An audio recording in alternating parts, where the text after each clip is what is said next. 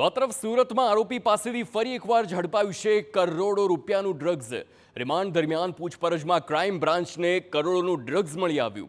બેગમાંથી 4 kilo 800 ગ્રામ hydroponic drugs ઝડપાયું છે।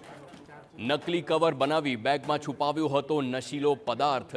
આરોપી પાસેથી પહેલા પણ 4 કિલોથી વધુ મુદ્દામાલ ઝડપાયો અને આરોપી અન્ય રાજ્યોમાં ડ્રગ્સના રેકેટમાં પણ જોડાયેલો હોવાનું સામે આવ્યું છે। ફિલ્મોમાં ડ્રગ્સની હેરાફેરી માટે જોવા મળતા દ્રશ્યો સુરતમાં જોવા મળ્યા। 17 નવેમ્બરે સુરત એરપોર્ટ પરથી ઝડપાયેલા આરોપી પાસેથી વધુ 4 કિલો 800 ગ્રામ જેટલો પ્રતિબંધિત હાઇબ્રિડ ગાંજો ઝડપાયો। અગાઉ પણ સુરત ક્રાઇમ બ્રાન્ચે આરોપી પાસેથી 4 કિલોથી વધુનો મુદ્દામાલ જપ્ત કર્યો હતો।